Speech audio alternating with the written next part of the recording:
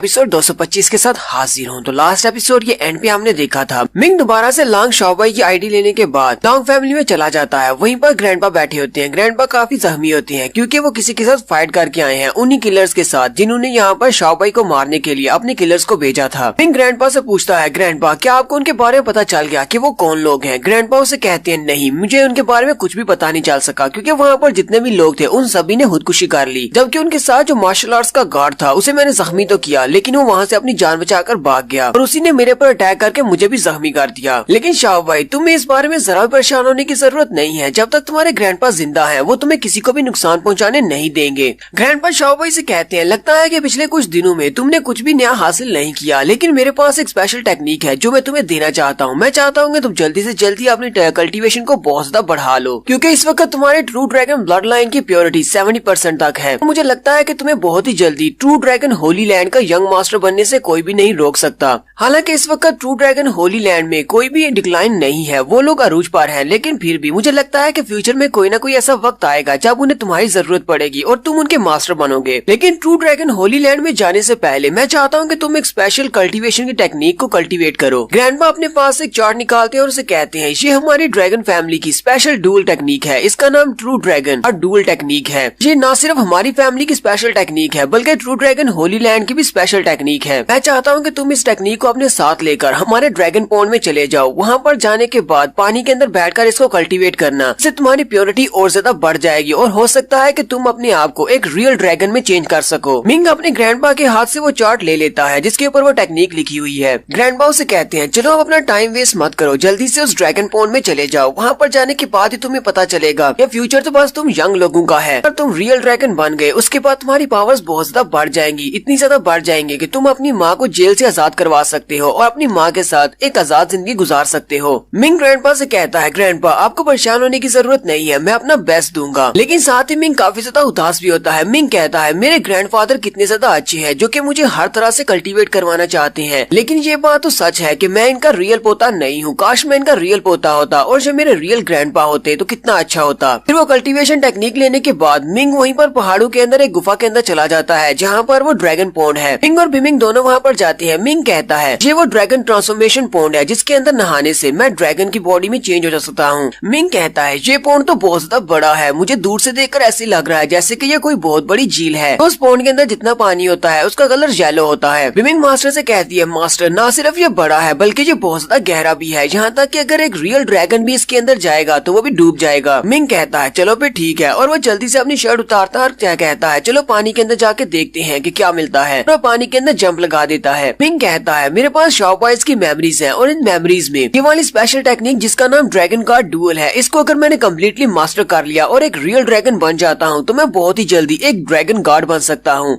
लेकिन इस टेक्निक को मास्टर करने के लिए रिक्वायरमेंट्स बहुत ज्यादा हाई हैं। आपकी प्योरिटी कम से कम 30% तक होनी चाहिए या फिर इससे ज्यादा होनी चाहिए, ना आप इस टेक्निक को मास्टर नहीं कर सकते। तो इसी वजह से हमें पहले यहाँ पर ड्रैगन पॉन्ड पानी के अंदर आना पड़ता है जिससे हम लोग अपनी प्योरिटी को बढ़ा सकते हैं। ब्लड लाइन की प्योरिटी को बढ़ाने के बाद ड्रैगन ट्रांसफॉर्मेशन के 9 लेवल्स हैं, उन 9 लेवल्स को पूरा करेंगे तो हम लोग एक रियल ड्रैगन में चेंज हो सकते हैं, यानी कि हमारी बॉडी एक ड्रैगन में ट्रांसफॉर्म हो जाएगी। मिंग कहता, हालांकि मेरी ब्लड लाइन की प्योरिटी 70% है लेकिन फिर भी मैंने पानी के अंदर छलांग लगाई है, मैं देखना चाहता हूँ क्या मेरी प्योरिटी बढ़ती है या नहीं। तो मिंग थोड़ी देर वहाँ पर पानी के अंदर बैठने के बाद बाहर निकलता है और बिमिंग से कहता है, बिमिंग ये बात तो सच है कि अगर इस पानी के अंदर बैठने से वाकई हमारी प्योरिटी बढ़ती तो बाकी के सारे बच्चे भी यहाँ पर आ जाते और अपनी प्योरिटी को बढ़ा लेते, लेकिन मेरी प्योरिटी तो 70% से बड़ी ही नहीं है, ये तो अभी तक 70% ही है। बिमिंग मास्टर से कहती है, मास्टर मुझे नहीं लगता कि आप यहाँ पर इस ड्रैगन पॉन्ड को यूज कर सकते हैं अपनी प्योरिटी को बढ़ाने के लिए, क्योंकि सिर्फ ड्रैगन फैमिली के जो हाईएस्ट मेंबर्स होंगे सिर्फ वही यहाँ पर अपनी प्योरिटी को बढ़ाने के लिए क्वालिफाइड है। ऊपर से अपनी प्योरिटी की परसेंटेज को बढ़ाने के लिए आपके पास एक लिमिट होती है, आप उस लिमिट को पहले से एक्सीड कर चुके हैं। बिमिंग मास्टर से कहती है, मास्टर ये तो आपकी ब्लड लाइन की प्योरिटी पे डिपेंड करता है, अब जबकि आपकी ब्लड लाइन बहुत ज्यादा प्योर है, इसलिए मुझे लगता है कि अगर आप बाकी की सारी जिंदगी भी इस पानी के अंदर बैठे रहेंगे तो सिर्फ ये आपकी प्योरिटी 10% के हिसाब से आगे बढ़ेगी, इससे ज्यादा नहीं बढ़ पाएगी। लेकिन अब जबकि आपके पास पहले से 70% प्योरिटी है तो मुझे लगता है कि आपको डायरेक्टली 9 ट्रांसफॉर्मेशन वाले लेवल्स को चेक करना चाहिए। आप उनको अप्लाई करके देखें, शायद आपकी बॉडी डायरेक्टली रियल ड्रैगन में चेंज हो जाए, आपको अपनी प्योरिटी को बढ़ाना भी ना पड़े। मिंग कहता है, चलो फिर ठीक है, एक ड्रैगन बन के देखते हैं। और मिंग वहीं पर पानी के अंदर खड़े खड़े ही अपने आप को दोबारा से कल्टीवेट करना स्टार्ट करता है। मिंग वहाँ पर ड्रैगन ट्रांसफॉर्मेशन के 9 लेवल्स को पूरा करने वाला है और सबसे सबसे पहले ट्रांसफॉर्मेशन के पहले लेवल को कंप्लीट करता है तो उसके इर्द गिर्द बहुत सारा पानी टॉर्नेडो की शक्ल में घूमना शुरू कर देता है। उसकी बॉडी से बहुत सारी एनर्जी निकलती है और इसी तरह उसका फर्स्ट लेवल कंप्लीट हो जाता है। जैसे ही वो अपने फर्स्ट लेवल को कंप्लीट करता है उसके ब्लड लाइन की प्योरिटी 75% तक पहुंच जाती है। इस बात से काफी ज्यादा खुश होता है। मिमिक मास्टर से कहती है, मास्टर आपकी ब्लड की प्योरिटी काफी ज्यादा है, अगर आपने सारे 9 ट्रांसफॉर्मेशन लेवल्स को कंप्लीट कर लिया तो मुझे लगता है कि आपकी बॉडी के ऊपर सींग भी निकल आएंगे और ड्रैगन की पूंछ भी निकलेगी और हो सकता है कि आपकी बॉडी के ऊपर स्केल्स भी आ जाएं। इंसान की बॉडी बहुत ज्यादा ड्रैगन जैसी दिखना शुरू हो जाती है। मिमिक मास्टर से कहती है, मास्टर अब बाकी के 8 ट्रांसफॉर्मेशन लेवल्स को भी कंप्लीट करें, उसके बाद देखते हैं कि आखिर आप एक रियल ड्रैगन बन सकते हैं या नहीं। मिंग कहता है, चलो फिर ठीक है, बाकी के लेवल्स को भी कंप्लीट करते हैं और फिर उसके साथ ही मिंग 3rd स्टेप को भी कंप्लीट कर लेता है। फिर साथ ही वो 4th स्टेप को कंप्लीट करता है और फिर 5th स्टेप को। इस तरह करते करते जब वो 6th स्टेप पे पहुंचता है तो उसकी बॉडी के ऊपर स्केल आना शुरू हो जाते हैं और 7th स्टेप पर उसके सर पे सींग भी निकल आते हैं, साथ ही उसके पंजे भी बड़े हो जाते हैं। और जब वो 8वें लेवल पर पहुंचता है तो उसकी पूंछ भी निकल आती है। मिमिंग से देखकर कहती है, मास्टर अभी तक आपने सिर्फ 8 लेवल्स को कंप्लीट किया है और आपकी बॉडी एक ड्रैगन ह्यूमन फॉर्म में चेंज हो चुकी है। मुझे लगता है कि अगर आप पूरे के पूरे 9 लेवल्स को मास्टर कर लेंगे आपकी बॉडी एक रियल ड्रैगन में चेंज हो जाएगी। मिंग कहता है, चलो फिर ठीक है, 9th को भी अप्लाई करके देखते हैं और फिर साथ ही मिंग अपने 9th लेवल को भी कंप्लीट करता है और जैसे ही वो अपने 9th लेवल को कंप्लीट करता है वो वाकई में एक ड्रैगन बन जाता है और ड्रैगन बनने के बाद उड़ता हुआ पानी से बाहर आ जाता है। मिंग अब एक गोल्डन कलर का ड्रैगन बन चुका है। मिंग मुझे देखकर बहुत ज्यादा हैरान होती है और कहती है, मास्टर आप तो वाकई में एक असली के ड्रैगन बन गए हैं।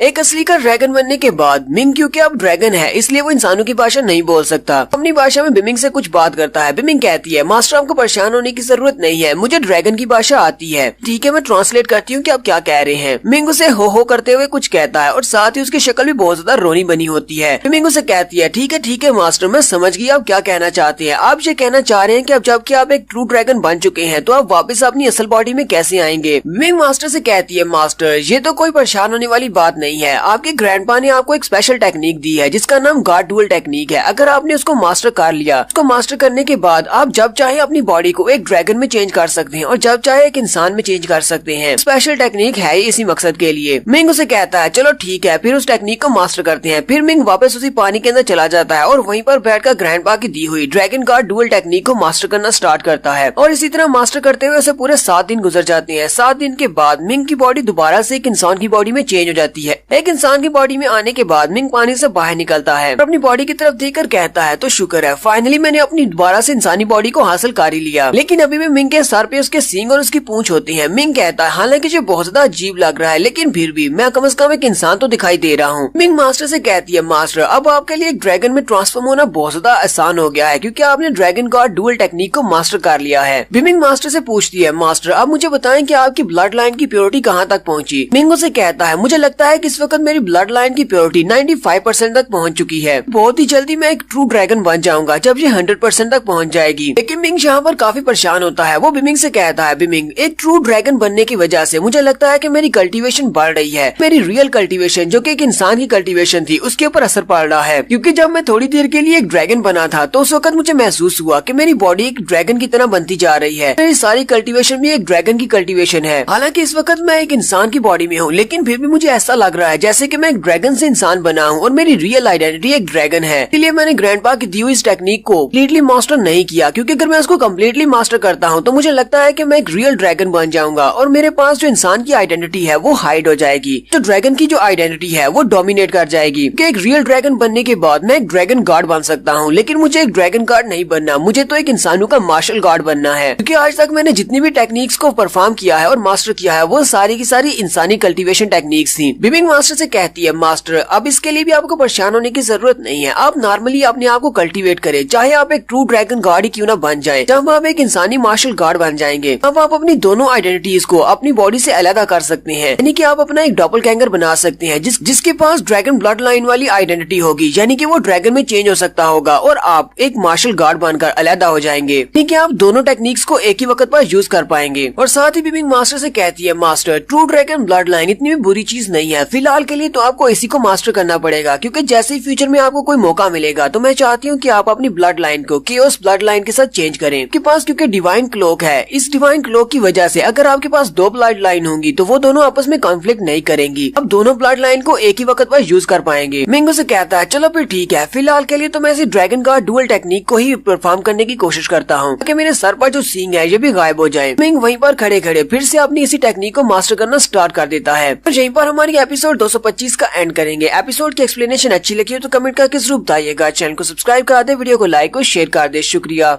हेलो गाइस, कैसे हैं आप सब लोग। रिवेंज सीकर की एपिसोड 226 के साथ हाजिर हूं। तो लास्ट एपिसोड के एंड पे हमने देखा था कि मिंग ड्रैगन मोड के अंदर जाने के बाद वहीं पर एक टेक्निक को मास्टर कर रहा है ताकि वो अपने आप को रियल ड्रैगन बना सके। और लास्ट एपिसोड में मिंग एक रियल ड्रैगन बन भी गया था, लेकिन मिंग कहता है कि मुझे एक ड्रैगन के तौर पर ड्रैगन गार्ड नहीं बनना, बल्कि मुझे एक इंसानों का मार्शल गार्ड बनना है। मिंग उसे कहती है, मास्टर फ्यूचर में एक मार्शल गार्ड बनने के बाद आप अपनी दोनों आइडेंटिटीज को अलग कर सकते हैं अपना एक डॉपलगैंगर बनाकर। इसलिए फिलहाल तो आपको उसी टेक्निक को मास्टर करना होगा जो आपको ग्रैंडपा ने दी है। तो मिंग वहीं पर पॉन्ड में बैठकर फिर से अपनी उसी टेक्निक को मास्टर करना स्टार्ट करता है। मिंग कहता है ड्रैगन गॉड डुअल टेक्निक के 36 लेवल्स हैं और सारे के सारे लेवल एक दूसरे से ज्यादा टफ हैं। जितना ज्यादा मैं इन सारे लेवल्स के आगे तक चलता जाता हूँ उतनी ज्यादा मेरी पावर बढ़ती जाती है। इस टेक्निक को कंप्लीट करने के बाद मैं अपनी बॉडी को बड़ी आसानी के साथ एक ड्रैगन में चेंज कर सकता हूँ। इसके अलावा मेरे पास स्ट्रेंथ है वो बहुत ज्यादा बढ़ गई है, जबकि मेरा लाइफ स्पैन भी बहुत ज्यादा बढ़ गया है। मिंग यहाँ पर इस टेक्निक के लेवल्स को बहुत ही जल्दी से कंप्लीट कर रहा है क्योंकि मिंग की फाउंडेशन बहुत ज्यादा अच्छी है। मिंग ने अपनी बॉडी के अंदर एलिफेंट ड्रैगन ब्लड के ड्रॉप्स को एब्जॉर्ब किया था, जिसकी वजह से उसकी स्ट्रेंथ पहले बहुत ज्यादा कैटीज के हिसाब से बढ़ चुकी है। इसलिए मिंग यहाँ पर बहुत ही तेजी के साथ ड्रैगन डुअल टेक्निक को मास्टर कर रहा है। पर मिंग जब इस ड्रैगन डुअल टेक्निक को मास्टर कर रहा है, इसी दौरान जब वो अपने एक लेवल पर पहुंचता है तो उसकी स्ट्रेंथ बहुत ज्यादा बढ़ जाती है। उसकी स्ट्रेंथ इतनी ज्यादा बढ़ जाती है कि ड्रैगन एलिफेंट से भी उसकी स्ट्रेंथ ज्यादा हो जाती है। मिंग वहीं पर बैठकर पूरा एक महीना अपने आप को कल्टीवेट करता है। पूरे एक महीने तक कल्टीवेट करने के बाद मिंग की स्ट्रेंथ इस वक्त 56 मिलियन पाउंड तक पहुंच चुकी है, कि पहले सिर्फ 2 मिलियन पाउंड थी। मिंग की स्ट्रेंथ क्योंकि 56 मिलियन पाउंड तक पहुंच चुकी है, हालांकि वो अभी भी इंसानी बॉडी में है। इस वजह से मिंग काफी ज्यादा अनईजी हो गया और उसने अपनी कल्टीवेशन को बीच में ही रोक दिया। लेकिन क्योंकि उसने ड्रैगन गॉड डुअल टेक्निक को मास्टर किया है, इसी वजह से उसके सींग और उसके दोनों हॉर्न्स वो दोनों गायब हो जाते हैं। मिंग बिमिंग से कहता है, बिमिंग यहाँ पर क्या हो रहा है, अगर मैं इस टेक्निक को इस तरह जारी रखूं और ज्यादा कल्टीवेट करूं तो मुझे लगता है कि मैं बहुत ही जल्दी 100 मिलियन पाउंड से भी ज्यादा स्ट्रेंथ हासिल कर लूंगा।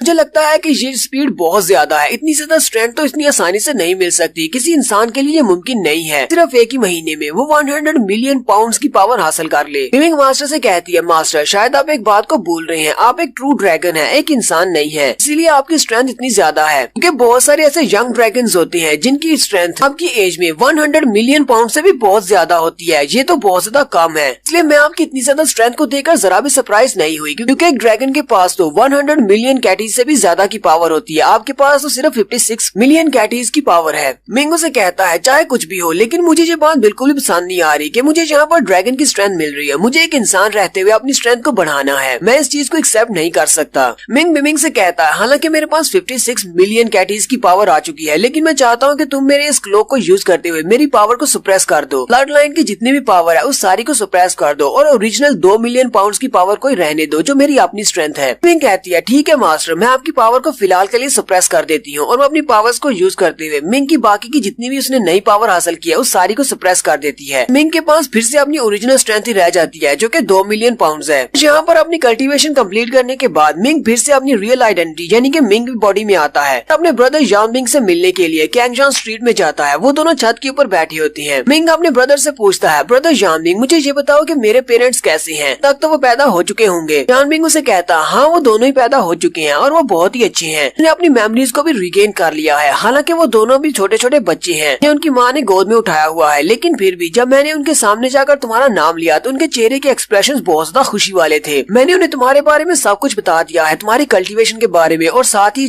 तुमने जहाँ पर उनके लिए एक स्टोर भी खरीदा है, वो लोग बहुत ज्यादा खुश हैं। मिंग ये बात सुनने के बाद काफी ज्यादा खुश हो जाता है। यान मिंग उसे कहता है, तो क्या तुम अपने पेरेंट्स से मिलने के लिए नहीं जाओगे, जाकर कम से कम एक बार उनको देख ही आओ। मिंग कहता है, नहीं मैं फिलहाल वहाँ पर नहीं जा सकता क्योंकि मेरे दुश्मन की लिस्ट बहुत ज्यादा लंबी है। मैं वहाँ पर जाऊंगा और जाकर उनसे मिलूंगा तो कोई भी मेरे ऊपर नजर रख सकता है और हो सकता है कि मेरे पेरेंट्स की जान खतरे में हो। तब तक वो बड़े ना हो जाए और मैं इतना ज्यादा स्ट्रॉन्ग ना हो जाऊं कि मैं उनकी प्रोटेक्शन कर सकूं, तक मैं उनसे मिलने के लिए नहीं जा सकता। मिंग कहता है, अब मुझे वापस टियानगांग चर्च में जाना होगा, वहाँ पर मैंने मास्टर को एक काम दिया था और 1 महीने का टाइम पूरा हो चुका है। और साथ ही मिंग कहता है, मुझे यहाँ पर अपना एक पुराना मसला भी हल करना है। यहीं पर रास्ते में उसका पुराना सेक्टर यानी कि रेड सन सेक्टर पड़ता है। मिंग कहता है, चलो वहाँ पर चलते हैं। यहीं पर next scene red sun sector का दिखाया जाता है, जहाँ पर मास्टर गांगसन और उनका बेटा सन बूहू खड़े होते हैं। मास्टर सन गांग अपने बेटे को एक रिंग देते हैं जिसके अंदर रेड सन सेक्टर का लूटा हुआ खजाना पड़ा हुआ है। वो अपने बेटे को कहते हैं इसके अंदर तो बहुत सारा ट्रेजर है, ये तुम अपने लिए रख सकते हो, इससे तुम्हारी कल्टीवेशन बढ़ाने में मदद मिलेगी। ये इसके अंदर बहुत सारे तलिस्मन्स रखे हुए हैं और साथ ही कुछ स्पेशल मार्शल आर्ट्स के इक्विपमेंट्स रखे हुए हैं, इससे ये सब कुछ तुम्हारा है। सन बूहू इस बात से बहुत ज्यादा खुश होता है और अपने डैड से कहता है, डैड आपका बहुत बहुत थैंक यू, आपने मुझे जितने ज्यादा ट्रेजर्स दे दिए हैं। मुझे लगता है कितने सारे ट्रेजर्स को यूज करते हुए सिर्फ एक ही साल में अपनी कल्टीवेशन को मार्शल आर्ट्स गुरु लेवल तक पहुंचा दूंगा। सन बूहू अपने डैड से कहता है, लेकिन डैड ताकि हमारे रेड सन सेक्टर के पास हमारी रेड सन केव है, लेकिन उसके अंदर भी इतनी ज्यादा रिसोर्सेज नहीं है जितने ज्यादा रिसोर्सेज आपने रिंग में डालकर मुझे दे दिए हैं। ऐसा तो नहीं कि आपने रेड सन सेक्टर का जितना भी खजाना था वो सारा लूट कर मुझे दे दिया है। उसके डैड हंसते हुए उसे कहते हैं, नहीं, रेड सन सेक्टर में इतना ज्यादा खजाना नहीं है। पता है ना कि हमारे यहाँ पर बहुत सारे दूसरे सेक्टर्स ने भी हमें ज्वाइन किया था, रेड सन सेक्टर को ज्वाइन किया था, तो उनके पास बहुत सारे खजाने हैं। मैंने उन सभी को लूट लिया। मैं रेड सन सेक्टर का इस वक्त लीडर हूँ और मैं कुछ भी कर सकता हूँ। हालांकि मैं एक मार्शल आर्ट्स का गुरु बन चुका हूँ, लेकिन मैं चाहता हूँ कि तुम्हारा फ्यूचर सिक्योर हो, तुम जल्दी से अपनी कल्टीवेशन को बढ़ाओ, इसीलिए तो मैं ये सारे रिसोर्सेज तुम्हें दे रहा हूँ। जल्दी से स्वर्पूल होली लैंड से अपनी स्टडीज को कंटिन्यू करने के बाद अपनी कल्टीवेशन को इतना बढ़ाओ कि फ्यूचर में तुम्हें जहाँ पर रेड सन सेक्टर का लीडर बनना है। सन बूहू इस बात से बहुत ज्यादा खुश हो जाता है कि उसके डैड उसे रेड सन सेक्टर का फ्यूचर का चीफ बनाने वाले हैं। हंसते हुए अपने फादर से कहता है, फादर आपका बहुत बहुत शुक्रिया, मैं बहुत ही अच्छे से अपने आप को कल्टीवेट करूंगा और आपको निराश नहीं करूंगा। और यहीं पर मिंग की एंट्री होती है। मिंग कहता है, सन गांग तो रेट्रीब्यूशन का वक्त आ चुका है, आज मैं तुमसे इस बात का बदला लूंगा, तुमने हमारे साथ जो कुछ भी किया है। मिंग हवा में उड़ रहा होता है, बाकी के जितने भी एल्डर्स होते हैं वो सारे भी बाहर आ जाते हैं और मिंग की तरफ देखते हैं। उनमें से काफी सारे मिंग को वापस देखकर बहुत ज्यादा खुश होते हैं। ये तो हमारा मिंग है और ये वापस आ गया है, लगता है कि ये अपना बदला लेने के लिए आया है। सन बूहू और उसके डैड दोनों ही मिंग को वहाँ पर देखकर काफी ज्यादा गुस्सा होते हैं। मास्टर सन गांग मिंग से कहते हैं, तुम्हारी हिम्मत कैसे हुई यहाँ पर आने की? मैं तुम्हारे पीछे नहीं गया तुमसे बदला लेने के लिए, लेकिन फिर भी तुम यहाँ पर आकर इन सभी एल्डर्स के सामने मुझे ह्यूमिलिएट कर रहे हो। तुम्हें लगता है कि तुम ये सब कुछ करके मेरे हाथों से बच जाओगे? और साथ ही मास्टर सन गांग भी उड़ते हुए ऊपर चले जाती हैं और कहती हैं, आज मैं तुम्हें जिंदा नहीं छोड़ूंगा, मैं तुम्हें मार डालूंगा। सन बूहू पीछे से चिल्लाकर कह रहा होता है, फादर प्लीज वहाँ पर मत जाए, गुस्से में उसके ऊपर अटैक करने की जरूरत नहीं है। और साथ ही सन बूहू सोच रहा होता है, लगता है कि मेरे फादर को अभी तक इस बारे में नहीं पता मिंग ने क्या कुछ किया है। मिंग ने स्वर्पूल होली लैंड के ग्रीन ड्रैगन कंपटीशन में जूडू हांग को हराया है, जिसके पास ब्लैक एम्परर की तलवारबाजी की टेक्निक थी और वो हमारा टॉप जीनियस था। वो तो हमारे फादर से भी ज्यादा स्ट्रॉन्ग था। फादर बेवकूफों की तरह उस पर अटैक करने के लिए आगे चले गए हैं, लेकिन उन्हें नहीं पता मिंग पहले से बहुत ज्यादा स्ट्रॉन्ग हो चुका है। मास्टर गांगसन मिंग के काफी ज्यादा करीब पहुंच जाते हैं और अपने 5 पर पावर रिलीज करते हुए कहते हैं, अब तुम्हारे चीफ शेंजू साथ ही तुम्हारे मास्टर गाओ फेंग्सगान यहाँ पर नहीं है, तुम्हारी जान बचाने के लिए तुम्हें कौन बचाएगा? और साथ ही वो अपनी फुल पावर के साथ मिंग के ऊपर एक जबरदस्त पंच मारते हैं। सारे एल्डर्स ऊपर की तरफ देख रहे होते हैं कि वहाँ पर क्या हुआ। वहाँ पर हवा में एक जबरदस्त धमाका होता है। मास्टर सन गांग जैसे सामने की तरफ देखते हैं तो मिंग के ऊपर तो कुछ भी नहीं हुआ होता, क्योंकि मिंग के सामने एक सिंबल्स की फॉर्मेशन अरे बनी होती है, एक शील्ड कि मिंग को प्रोटेक्ट करती है। ये वही शील्ड है जो कि मास्टर जी ने मिंग को दी थी। हंसते हुए मास्टर सन गांग से कहता है, क्या बस तुम इतना ही कर सकते हो? साथ ही मिंग सोच रहा होता है, चाहे यहाँ पर एक मार्शल आर्ट्स का डोमिनेटर ही क्यों ना होता, वो भी मेरे इस फॉर्मेशन के सामने बेकार था। मास्टर जी ने स्पेशल फॉर्मेशन तलिस्मन को बनाया है। सारे देखने वाले भी काफी ज्यादा हैरान होती हैं और कहती हैं, मिंग तो बिल्कुल ठीक है, मास्टर सन गांग ने उसके ऊपर अटैक किया था, लेकिन मिंग को देखकर तो ऐसे ही लग रहा है जैसे कि वो अभी तक अपनी मार्शल आर्ट्स के मास्टर राम में है और मास्टर सन गांग तो मार्शल आर्ट्स के गुरु बन चुके हैं, लेकिन फिर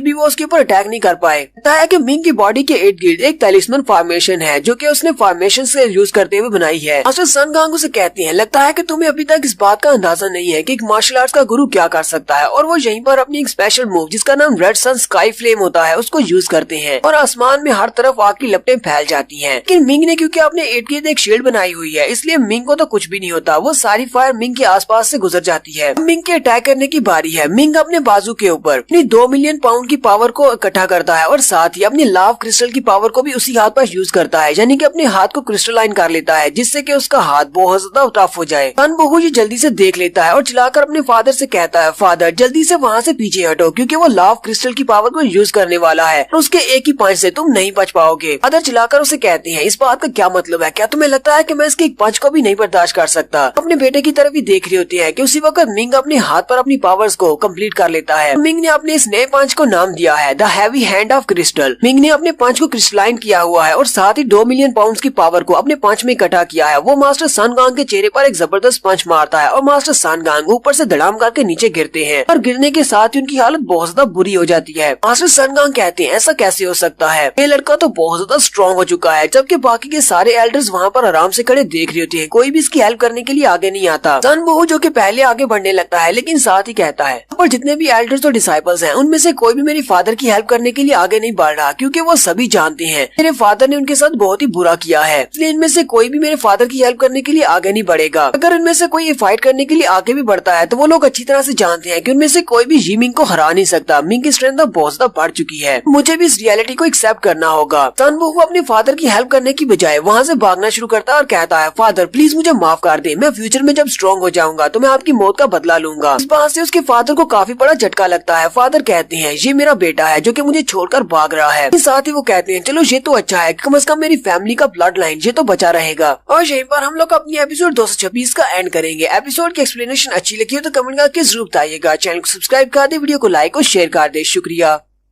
हेलो गाइस, कैसे हैं आप सब लोग। रिवेंज सीकर के एपिसोड 227 के साथ हाजिर हूं। तो अगर अभी तक किसी ने मेरे चैनल को सब्सक्राइब नहीं किया हुआ तो चैनल को सब्सक्राइब कर दे, वीडियो को लाइक और शेयर कर दे। शुक्रिया। तो लास्ट एपिसोड के एंड पे हमने देखा था मिंग अपने रेड सन सेक्टर में वापस आ गया है मास्टर सन गांग से बदला लेने के लिए, और उनका बेटा सन वुहू भी वहीं पर होता है। मास्टर सन गांग मिंग पर अटैक करने के लिए आगे बढ़ते हैं, जबकि मिंग उसके ऊपर अटैक करने के बाद उसे नीचे गिरा देता है और मास्टर सन गांग उसके अटैक की वजह से काफी जख्मी हो जाते हैं और बाकी का कोई भी एल्डर आगे बढ़कर उसकी हेल्प नहीं करता। ये देखकर सन वुहू वहाँ से भागने की कोशिश करता है। सन वुहू कहता है सॉरी डैड, मुझे माफ कर देना, लेकिन मुझे अपनी जान बचाना पड़ेगी। फ्यूचर में मैं तुम्हारी मौत का बदला जरूर लूंगा। और जैसे वो वहाँ से भागकर जा रहा होता है मिंग उसकी तरफ देखता और कहता है तुम्हें क्या लगता है कि तुम यहाँ से भाग सकते हो, आज मुझसे कोई भी नहीं बचकर भाग सकता। और वो अपनी पावर्स को यूज करते हुए एक फॉर्मेशन ओपन करता है। इसी वक्त सन वुहू वहीं पर रुक जाता है। उसके सामने एक फॉर्मेशन ओपन होती है और उस फॉर्मेशन के अंदर से एक बड़ा सा हाथ निकलता है और सन वुहू के ऊपर एक ही अटैक होता है और सन वुहू भी वहाँ से नीचे गिर जाता है। मिंग फॉर्मेशन से निकलने वाले बड़े हाथ को सन वुहू के ऊपर ही मारता है, जिससे वो उस हाथ के नीचे आकर मर जाता है। तो यहाँ पर मिंग ने सन वुहू को मार दिया है। मास्टर सन गांग भी अपने बेटे की मौत पर बहुत ज्यादा उदास हो जाते हैं और चिल्ला चिल्लाकर मिंग को गालियां दे रहे होते हैं, क्योंकि इसके अलावा तो वो कुछ कर भी नहीं सकते। लेकिन मिंग फिर से उसके ऊपर अटैक करता है और मास्टर और भी जख्मी हो जाते हैं। मास्टर उसे कहते हैं मैंने यहाँ पर सिर्फ तुम्हारे बेटे को नहीं मारा बल्कि अब तुम्हें भी मारने वाला हूँ, इसलिए जल्दी से तैयार हो जाओ अपने बेटे के पास जाने के लिए। मिंग आगे बढ़ता है और उसकी चेस्ट के ऊपर अपना पाँव मारता है और वो वहीं पर मर जाता है। तो यहाँ पर सन गांग और उसका बेटा सन वुहू दोनों ही मर चुके हैं। अब वहाँ पर जितने भी रेड सन सेक्टर के एल्डर्स बचे होते हैं मिंग उन सभी से कहता है तुम सभी लोग ये बात अच्छी तरह से जानते हो कि मास्टर सन गांग कितने ज्यादा बुरे थे। इन्होंने दुश्मन के साथ मिलकर हमारे मास्टर शेंजू के ऊपर अटैक करवाया और साथ ही हमारे ग्रैंड एल्डर को मरवा डाला। इसके अलावा इन्होंने यहाँ पर बहुत ही बुरे काम किए हैं, यहाँ तक कि तुम सभी लोगों से भी ये खजाना लूटते रहे हैं। इनको इनके कर्मों की सजा मिल चुकी है। मैंने यहाँ पर मास्टर शेंजू के साथ इन लोगों ने जो कुछ भी किया उस सभी का बदला इनसे ले लिया है। अगर तुम में से कोई भी खिलाफ खड़ा होना चाहता है तो यहाँ पर सामने आए और मेरा सामना करे। फिर से उन सभी से कहता है चलो जल्दी से बताओ क्या तुम में से कोई है जो मेरे खिलाफ है। मैंने जहाँ पर इनको मारकर गलत किया है। वो सारी एल्डर एक दूसरे की तरफ देखते हैं और खामोश हो जाते हैं। मिंग कहता है चलो भाई ठीक है, तो तुम में से किसी को भी इस बात से इतराज नहीं है। उसी वक्त साइड पर कुछ एल्डर्स आते हैं। मिंग कहता है क्या तुम्हें कोई इस बात से इतराज है, तुम भी इसका साथ देकर मेरे साथ फाइट करना चाहते हो, चलो फिर ठीक है रेडी हो जाओ। वो एल्डर उसे कहते हैं नहीं नहीं, हम तो यहाँ पर बधाई देने के लिए आए हैं क्योंकि तुमने बहुत ही अच्छा काम किया है। मास्टर सन गांग ने जब रेड सन सेक्टर की चीफ की कुर्सी संभाली थी उस वक्त से लेकर अब तक हमारे रेड सन सेक्टर में कुछ भी अच्छा नहीं हुआ। हालांकि इसने हमारे खजाने को लूट कर खा लिया और ऊपर से इसकी वजह से हमारे बहुत सारे एल्डर्स और डिसाइपल्स हमारे सेक्टर को छोड़कर चले गए। बहुत ही अच्छा किया जो इसको मार डाला। दूसरी एल्डर उसे कहती है लेकिन तुम ये बात अच्छी तरह से जानते हो कि सन गांग और उसके बेटे के ताल्लुकात स्वर्डपूल होली लैंड वालों के साथ हैं और स्वर्डपूल होली लैंड वाले बहुत ज्यादा पावरफुल हैं। अगर उन्हें इस बारे में पता चल गया कि तुमने यहाँ पर बाप बेटे को मार दिया है तो वो लोग बदला लेने के लिए जरूर आएंगे, इसलिए जल्दी से यहाँ से निकल जाओ। मिंग उनसे कहता है क्या तुम्हें लगता है कि मुझे इस बारे में नहीं पता कि इन दोनों बाप बेटा के ताल्लुकात स्वर्डपूल होली लैंड वालों के साथ हैं और ये सब कुछ पता होने के बावजूद मैंने इनको मारा है। मुझे स्वर्डपूल होली लैंड वालों का जरा भी डर नहीं है। मास्टर ली चियान ने यहाँ पर हमारे बिग एल्डर को मारा था, बहुत ही जल्दी मैं उसको भी मार डालूंगा और अपना बदला पूरा करूंगा, इसलिए तुम सभी को परेशान होने की जरूरत नहीं है, तुम्हारा मसला हल हो चुका है। वो सारी एल्डर इस बात से काफी ज्यादा हैरान होती है और कहती हैं पिछले कुछ सालों से मिंग के साथ क्या कुछ हुआ है, ये तो बहुत ज्यादा चेंज हो गया है, ये तो अब किसी से भी नहीं डरता और खास तौर पर स्वर्डपूल होली लैंड वालों के तो नाम से भी दूसरे सभी लोग डर जाते हैं, लेकिन ये बिल्कुल भी नहीं डर रहा।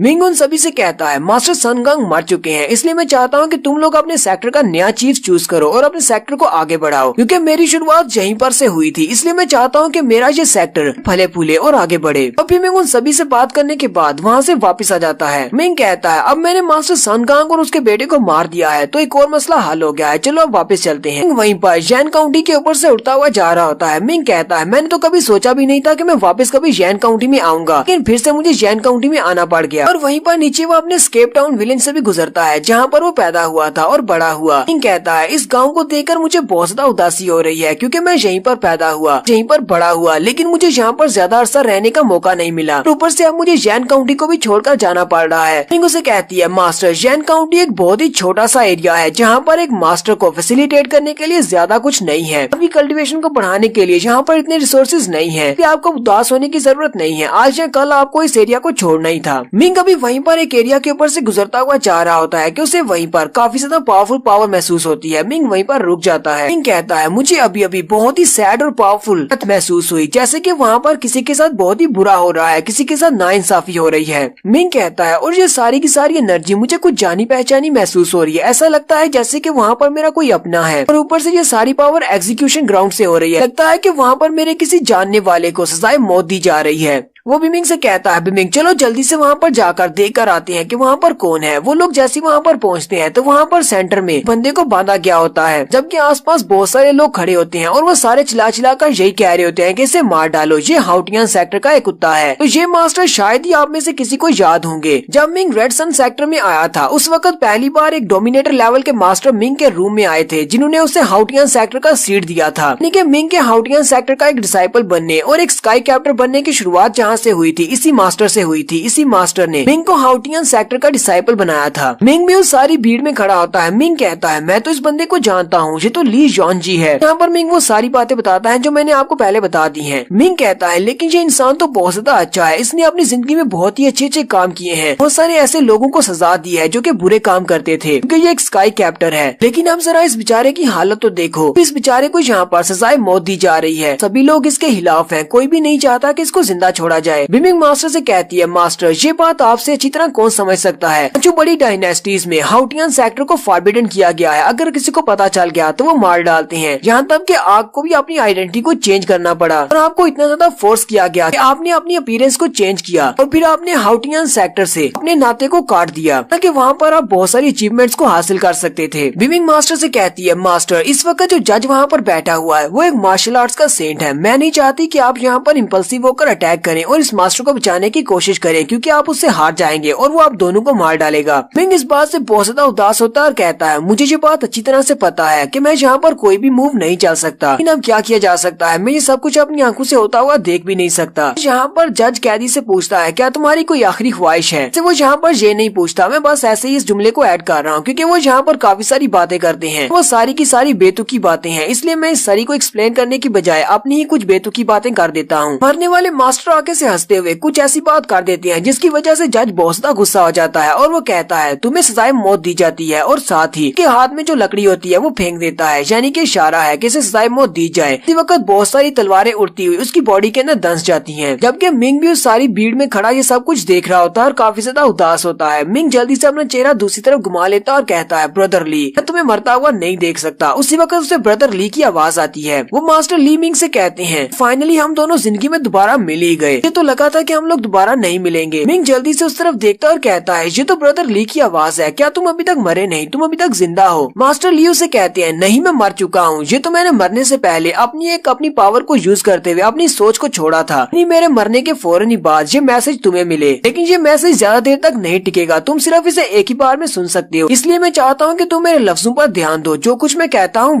वैसा ही करो। जैसा कि तुमने यहाँ पर देख ही लिया है कि मैं इनके हाथों से मर चुका हूँ, मेरी फिजिकल बॉडी मर गई है, लेकिन मेरा मोन्यूमेंट यानी कि मेरा मैरिज स्टाइल अभी भी मेरी रिंग के अंदर एक्टिव है। मैंने अपनी रिंग को मिट्टी के अंदर दबाया हुआ है, मैं तुम्हें लोकेशन के बारे में बता दूंगा। मैं चाहता हूँ कि तुम उसके अंदर से मेरे मैरिज स्टाइल को मेरे नाम के ऊपर चलाओ, कि मुझे ये भी पता है कि तुमने हाउटियन सेक्टर के साथ अपना नाता तोड़ दिया था, अब तुम्हारे पास तुम्हारा अपना मैरिज स्टाइल नहीं है, लेकिन मेरी रिंग के अंदर जो मैरिज स्टाइल है तुम उसे मेरे नाम से यूज कर सकते हो, और मेरे पास जितने भी मैरिड पॉइंट्स हैं, मेरी सारी जिंदगी की कमाई वो सारी तुम रख सकते हो। वो सारे लोग मास्टर ली के मरने के बाद भी उसकी बॉडी के अंदर तलवारें घोंप रहे होते हैं। मिंग कहता है मास्टर ली ने स्काई कैप्टर बनने के बाद इस दुनिया को अच्छा बनाने के लिए क्या कुछ नहीं किया, लेकिन ये सारे लोग इस बात को नहीं समझते और ये हाउटियन सेक्टर के डिसाइपल्स को अपना दुश्मन समझते हैं। अगर मास्टर जिंदा होते और ये सब कुछ देखते तो मुझे लगता है कि उन्हें अपने जिंदा होने पर अफसोस होता। फिर मिंग चलता हुआ उस जगह पर चला जाता है जहाँ पर मास्टर ली ने अपनी रिंग को छुपाया हुआ है। वहाँ पर जाने के बाद मिट्टी को हटाता है तो उसके नीचे एक रिंग होती है, उसके ऊपर एक फॉर्मेशन बनी होती है। इस फॉर्मेशन के साथ मास्टर ली ने अपनी रिंग को प्रोटेक्ट किया हुआ है। मिंग कहता है मुझे ये रिंग तो मिल गई है जैसा कि मास्टर ने मुझे बताया था और इसके ऊपर फॉर्मेशन भी है। तो अच्छा है कि मास्टर ली ने मुझे ये भी बता दिया था कि इस फॉर्मेशन को तोड़ना कैसे है और रिंग को निकालना कैसे है। मिंग साथ ही अपनी फॉर्मेशन की मास्टरी को यूज करते हुए उसी मेथड के साथ उस फॉर्मेशन को तोड़ देता है जैसा कि मास्टर ली ने उसे बताया है। जैसे ही वो उस फॉर्मेशन को तोड़ता है वो उसके अंदर से उस रिंग को निकाल लेता है। मिंग कहता है ये रिंग एक इंपीरियल स्टोरेज रिंग है जो कि काफी ज्यादा स्ट्रॉन्ग और महंगी भी है क्योंकि इसके अंदर सिर्फ और सिर्फ मैरिस्टाले को ही प्लेस किया गया है और कुछ भी नहीं है। लेकिन जैसे ही मैं अपनी की पावर इस रिंग के अंदर इंसर्ट करूंगा तो वो मैरिस्टाले के साथ मिक्स हो जाएगी। तो इस रिंग के अंदर जो मैरिस्टाले है उससे मैं ब्रदर ली के तौर पर यूज कर सकता हूँ, यानी वो मैरिस्टाले रहेगा उसी का लेकिन उसे यूज मैं करूंगा। मिंग कहता है मुझे इस बारे में नहीं पता कि ये सब कुछ कैसे हुआ, फिर हाउटियन सेक्टर वाले ऐसा कैसे होने दे सकते हैं। तो मैरिस्टाले को रिंग के अंदर छोड़ दें और इस रिंग के अंदर जो मैरिस्टाले है उसे कोई भी यूज कर ले। बिमिंग मास्टर से कहती है मास्टर आपको ये सब कुछ नहीं सोचना चाहिए, आपके हाथ में एक और मौका लगा है, चलें जल्दी से इसको चेक करें कि आप इसको यूज कर पाती हैं या नहीं, क्योंकि अगर वाकई में आप इस मॉन्यूमेंट को यूज कर पाएंगे तो आपके पास जितना पैसा है और मास्टर ली आपके लिए जो पैसा छोड़ कर गए हैं सारे पैसे के बदले में मुझे लगता है कि आप अपनी ब्लड लाइन को केओस ब्लड लाइन के साथ चेंज कर सकते हैं। और यहीं पर हम लोग अपनी एपिसोड 227 का एंड करेंगे। एपिसोड की एक्सप्लेनेशन अच्छी लगी हो तो कमेंट करके जरूर बताइएगा। चैनल को सब्सक्राइब कर दे, वीडियो को लाइक और शेयर कर दे। शुक्रिया।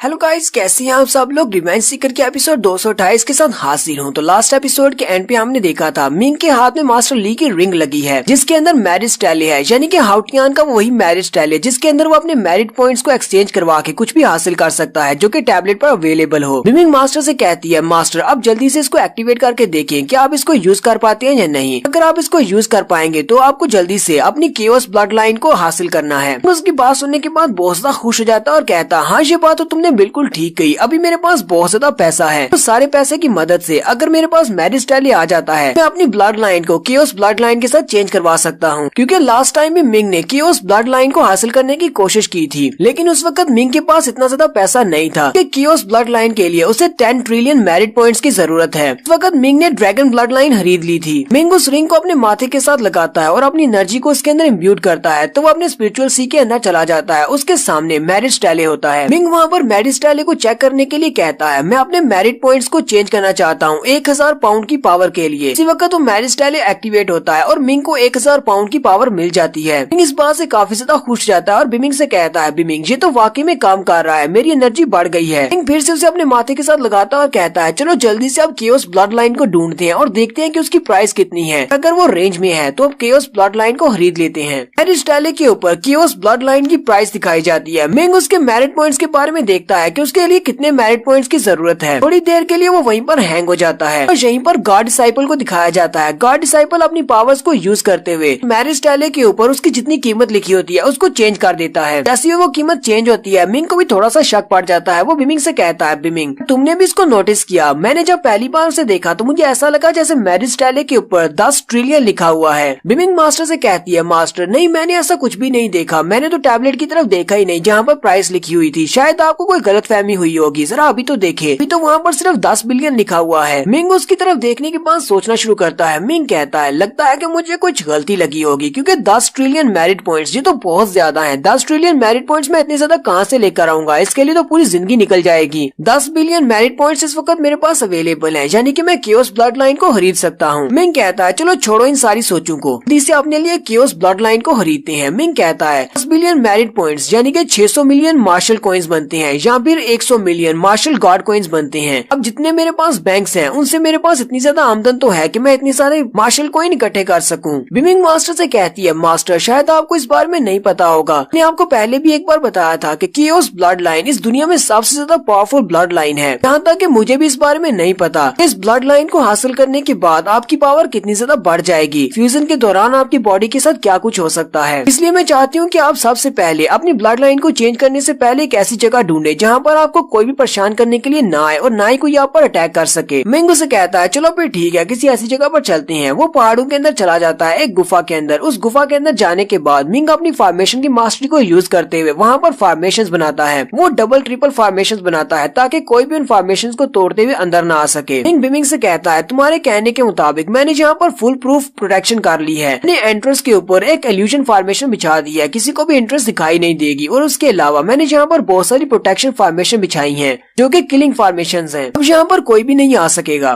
फिर मिंग वहीं पर बैठ जाता है कल्टीवेट करने की स्टेज में और अपनी रिंग को निकालता और कहता है मेरिस्टेले चलो जल्दी से 10 बिलियन मेरिट पॉइंट्स के बदले में मुझे केओस ब्लड लाइन दे दो। और मिंग की उस रिंग के अंदर से केओस ब्लड लाइन की एनर्जी निकलना स्टार्ट होती है और जैसे वो सारी एनर्जी मिंग की बॉडी के अंदर जाना स्टार्ट होती है उसी वक्त मिंग दर्द के मारे चिल्लाना शुरू कर देता है क्योंकि वो सारी एनर्जी मिंग के हार्ट के अंदर जाती है। लास्ट टाइम जब उसने ब्लड लाइन ली थी ड्रैगन ब्लड लाइन तो उस वक्त भी उसे बहुत ज्यादा पेन हुआ था, लेकिन इस बार का पेन तो बहुत ज्यादा है। मिंग दर्द के मारे बहुत ज्यादा चिल्ला रहा होता है, इतना ज्यादा चिल्ला रहा होता है उस बेचारे की सांस उखड़ना शुरू हो जाती है। मिंग वहीं पर चिल्लाते चिल्लाते नीचे गिर जाता है और बिमिंग से कहता है बिमिंग मुझसे ये नहीं हो पा रहा, मैं इसे यहीं पर गिव अप करने वाला हूँ, मुझे बहुत ज्यादा दर्द हो रहा है। ये सारी की सारी पावर मेरे ब्लड के साथ मेरी पूरी बॉडी के अंदर फैल गई है और मुझे ऐसा लगता है कि मेरी ब्लड वेन्स अंदर से फटने वाली है, मेरी पूरी बॉडी फटने वाली है, मैं ये नहीं कर सकता। मिंग के मुंह से भी काफी सारा ब्लड निकल रहा होता है और वो खांसते हुए वहीं पर नीचे गिर जाता है और उसे लंबे लंबे सांस आ रहे होते हैं। वो चिल्लाकर बिमिंग से कहता है बिमिंग क्या तुम मेरी बात सुन भी रही हो? मुझे नहीं लगता कि मैं केओस ब्लड लाइन को अपनी बॉडी के अंदर एब्जॉर्ब कर सकता हूँ, मैं ये नहीं कर सकता, दर्द बहुत ज्यादा है। बिमिंग मास्टर से कहती है मास्टर आपको परेशान होने की जरूरत नहीं है, आपकी बॉडी के ऊपर डिवाइन क्लोक है, वो आपकी बॉडी को फिजिकली उसके बराबर ला रहा है, यानी कि आपको केओस ब्लड लाइन को एब्जॉर्ब करने के लिए जो फिजिकल बॉडी चाहिए एक परफेक्ट बॉडी अलाइनमेंट, ये आपकी बॉडी को वैसा कर रहा है। ऐसा कि मैंने ट्रू ड्रैगन ब्लड लाइन को एब्जॉर्ब करते वक्त अपने इस डिवाइन क्लोक को यूज करते हुए आपकी बॉडी की शेप को चेंज किया था, बिल्कुल वैसा ही अभी कर रही हूँ। मिंग उसकी तरफ देखता और कहता है बिमिंग तुम्हारे कहने का मतलब क्या है? जब मैंने ट्रू ड्रैगन ब्लड लाइन को रिसीव किया था क्या उस वक्त भी तुमने अपने डिवाइन क्लोक की पावर को यूज करते हुए मेरी बॉडी के स्ट्रक्चर को चेंज किया था? बिमिंग मास्टर से कहती है हाँ मास्टर आपने बिल्कुल ठीक समझा है, चाहे आप यहाँ पर ट्रू ड्रैगन ब्लड लाइन को अपनी बॉडी में एब्जॉर्ब करने की कोशिश कर रहे हो या फिर आप यहाँ पर केओस ब्लड लाइन को अपनी बॉडी में एब्जॉर्ब कर रहे हो, क्या आपकी बॉडी के ऊपर डिपेंड करता है, क्या आपकी बॉडी की फिजिकल स्ट्रक्चर कैसा है, क्या वो इस काबिल भी है कि वो इन ट्रू ब्लड लाइंस को एब्जॉर्ब कर सके। क्योंकि अगर ये कोई हासिल भी कर लेता है तो मेरिट पॉइंट्स तो सभी के पास होते हैं, कोई भी इसको हासिल कर सकता है, लेकिन अगर आपकी बॉडी उसके साथ कंपैटिबल नहीं है तो आप इसको कभी यूज नहीं कर पाएंगे और आप इसको हासिल करने के दौरान ही मर जाएंगे। लास्ट टाइम जब आपने ड्रैगन ब्लड लाइन को अपनी बॉडी के अंदर एब्जॉर्ब किया था वक्त आपकी बॉडी ब्लड लाइन के साथ काफी हद तक कंपैटिबल थी, लेकिन फिर भी मुझे काफी सारी चेंजेस करनी पड़ी थी, इसी वजह से आपको ज्यादा कुछ महसूस नहीं हुआ, इतना दर्द भी महसूस नहीं हुआ। लेकिन इस बार आप केओस ब्लड लाइन को बॉडी में एब्जॉर्ब करने की कोशिश कर रहे हैं जो कि बहुत ज्यादा मुश्किल है क्योंकि आपके पास जो फिजिकल बॉडी है वो केओस ब्लड लाइन के साथ बिल्कुल इनकम्पैटिबल है, इस लायक नहीं है कि आप इस ब्लड लाइन को अपनी बॉडी में हासिल कर सके, इसलिए मुझे बहुत सारे चेंजेस करने पड़ रहे हैं। मिंग चिल्लाकर उसे कहता है तो तुम्हारे कहने का क्या मतलब है कि इस वक्त अभी मैं ब्लड लाइन को अपनी बॉडी में एब्जॉर्ब नहीं कर रहा और ये सारे का सारा दर्द तुम्हारी वजह से मुझे हो रहा है क्योंकि तुम मेरी बॉडी के स्ट्रक्चर को चेंज कर रही हो? बिमिंग उसे कहती है यस मास्टर आपने बिल्कुल ठीक समझा और साथ ही वो फिर से डिवाइन क्लोक की मदद से उसके स्ट्रक्चर को चेंज करना शुरू करती है। मिंग चिल्ला चिल्लाकर उसे कहता है बिमिंग अब ये तुम क्या कर रही हो, लगता है तुम फिर से कुछ कर रही हो। बिमिंग उसके नीचे गिरने के बाद उसकी चेस्ट के ऊपर हाथ रखती है और कहती है मास्टर मुझे आपकी जेनेटिक पावर को चेंज करना पड़ेगा जो कि आपके एंसेस्टर से आपको मिली है, जिसकी वजह से केओस ब्लड लाइन को अपनी बॉडी के अंदर एब्जॉर्ब करने के लिए इनकम्पैटिबल है। थोड़े बहुत चेंजेस करने के बाद आप कंपैटिबल हो जाएंगे, आपकी बॉडी को पहले से बहुत ही अच्छा बना दूंगी। मिंग चिल्लाकर उसे कहता है लेकिन ऐसा करने से पहले तुम कम से कम मुझे एक वार्निंग तो दे सकती थी या तुम मुझे बता सकती थी कि तुम मेरे साथ ऐसा करने वाली हो। और उसके बाद हमारा कहानी सुनाने वाला आ जाता है। कहानी सुनाने वाला कहता है बिमिंग ने उसकी बॉडी के अंदर जो स्ट्रक्चर को चेंज करने के लिए जो चेंज स्टार्ट किया था 13 दिन तक चला और 13 दिन तक मिंग बहुत ज्यादा दर्द से गुजरा, लेकिन अब उसकी बॉडी केओस ब्लड लाइन के साथ कंपैटिबल हो चुकी है। लेकिन इन 13 दिनों के अंदर मिंग ने इतना ज्यादा दर्द महसूस किया जितना कि वो 9000 साल के अपने स्पिरिचुअल सी के अंदर भी उसने नहीं महसूस किया होगा। मिंग अभी वहीं पर बैठा अपने आप को कल्टीवेट कर रहा है कि उसी वक्त हाउटियान सेक्टर के एक हेडक्वार्टर का सीन दिखाया जाता है जहाँ पर उनके सामने एक बड़ा सा मॉन्यूमेंट होता है, यानी कि एक बड़ा सा मैरिस्टेले, और वहाँ पर हाउटियन सेक्टर के बहुत सारे एल्डर्स और डिसाइपल्स होते हैं। उन सभी ने भी मैरिस्टेले के ऊपर नजर रखी होती है। उनमें से एक कहता है मैरिस्टेले के ऊपर केओस ब्लड लाइन का जो ऑप्शन था वो खत्म हो चुका है, यानी कि किसी ने केओस ब्लड लाइन को हासिल कर लिया है। उसके साथ वाला एल्डर उसे कहता है तो इस बात से क्या फर्क पड़ता है कि किसी ने उसको हासिल कर लिया है, वैसे भी वो हमारी पहुंच से बहुत ज्यादा बाहर थी क्योंकि हमारे पास इतने ज्यादा मेरिट पॉइंट्स कहाँ हैं। अगर किसी ने हासिल कर लिया है तो अच्छी बात है। पहले वाला एल्डर उसे कहता, हाँ तुमने बिल्कुल ठीक कहा, क्योंकि इस केओस ब्लड लाइन को हासिल करने के लिए हमें 10 ट्रिलियन मेरिट पॉइंट्स की जरूरत होती है। हमारे जैसे छोटे एल्डर्स के पास इतने ज्यादा मेरिट पॉइंट्स कहाँ से आएंगे। तीसरा एल्डर उनसे कहता है, अगर तुम्हारे पास 10 ट्रिलियन मेरिट पॉइंट्स हों भी और तुम इसको हासिल कर लो तो इस बात की कोई भी गारंटी नहीं है कि तुम इसको अपनी बॉडी के अंदर एब्सॉर्ब कर पाओगे या नहीं, क्योंकि हो सकता है कि तुम्हारी बॉडी इसके साथ कंपैटिबल ना हो, कि इसकी कंपैटिबिलिटी के चांसेस बहुत ज्यादा कम होते हैं। अगर हमारे पास 10 ट्रिलियन मेरिट पॉइंट्स इकट्ठे हो ही जाते हैं तो हम लोग डायरेक्टली लीडर की पोजीशन के लिए अप्लाई कर सकते हैं। हमें ऐसी ब्लड लाइन क्यों चाहिए होगी जिससे हमारी जान को खतरा हो। चौथा एल्डर उनसे कहता है, वैसे मैंने एक अफवाह सुनी है, मैंने सुना है कि केओस ब्लड लाइन बहुत ही स्पेशल टाइप की ब्लड लाइन है और ये बहुत ज्यादा पावरफुल है। हमारे इस पूरे टियानशान कॉन्टिनेंट में सिर्फ 3 लोग हैं जिनके पास केओस ब्लड लाइन की पावर है, लेकिन इस ब्लड लाइन की पावर को एक्टिवेट करना भी बहुत बड़ी मुसीबत है, कि मैंने सुना है कि 10 बिलियन लोगों में से हो सकता है कि एक भी इंसान ऐसा ना निकले जो कि इस ब्लड लाइन के साथ कंपैटिबल हो, और ऊपर से इसकी कीमत बहुत ज्यादा है। मैं इसे कहता है, मुझे तो लगता है कि हमारे फ्यूचर का जो लीडर है हाउटियन सेक्टर का, वो भी केओस ब्लड लाइन को नहीं हासिल कर सकता, तो इसके साथ इनकम्पैटिबल होगा। ये लोग अभी यहीं पर खड़े बातें कर रहे होते हैं कि दूसरी तरफ मिंग ने केओस ब्लड लाइन को अपनी बॉडी के अंदर एब्सॉर्ब कर लिया है। मिंग की केओस ब्लड लाइन उसकी ब्लड के साथ फ्यूज हो जाती है, तो मिंग अपनी आंखें खोलता और कहता है, चलो फाइनली मैंने अपनी केओस ब्लड लाइन को अपनी बॉडी के साथ फ्यूज कर लिया है। मिंग बिमिंग से कहता है, बिमिंग फ्यूजन कंप्लीट हो चुकी है। मुझे ऐसा लगता है कि मैं किसी मेटामॉर्फोसिस से गुजरा हूँ, लेकिन मुझे अभी फिलहाल इस बारे में नहीं पता कि मेरी बॉडी के अंदर चेंज क्या हुआ है। मुझे अपनी बॉडी के अंदर बहुत ही अजीब सी पावर महसूस हो रही है, लेकिन मुझे नहीं पता कि इसको एक्टिवेट कैसे करना है। मुझे ये भी नहीं पता कि इससे होता क्या है, इसकी स्पेशल पावर्स क्या है और ये क्या चीज है। बिमिंग मास्टर से कहती है, मास्टर लास्ट टाइम मैंने आपको बताया था आपने ट्रू ड्रैगन ब्लड लाइन को हासिल किया था। ब्लड लाइन हासिल करने के बाद उसको अवेकन करना पड़ता है, उसी बाद आप इसको यूज कर सकते हैं। क्योंकि आपके पास ट्रू क्योटिक ब्लड लाइन है तो पहले आपको इसको अवेकन करना पड़ेगा, उसी के बाद आप इसकी पावर्स को यूज कर पाएंगे। लेकिन केओस ब्लड लाइन ये बहुत ज्यादा स्पेशल है, बहुत ज्यादा मिस्टीरियस भी है, और मुझे भी नहीं पता कि आप इसको कैसे अवेकन करेंगे। मिंग उसे कहता है, तो तुम्हारे कहने का क्या मतलब है कि मेरे पास पावर है लेकिन मैं उसको यूज नहीं कर सकता और ना ही मुझे पता है कि इसको यूज कैसे करना है, फिर मैंने अपना इतना सारा पैसा किस लिए जाया कर दिया। ये पावर तो बिल्कुल बेकार है जो मेरे किसी काम की नहीं है। और यहीं पर हम लोग अपनी एपिसोड 228 का एंड करेंगे। एपिसोड की एक्सप्लेनेशन अच्छी लगी हो तो कमेंट करके जरूर बताइएगा। चैनल को सब्सक्राइब कर दे, वीडियो को लाइक और शेयर कर दे। शुक्रिया।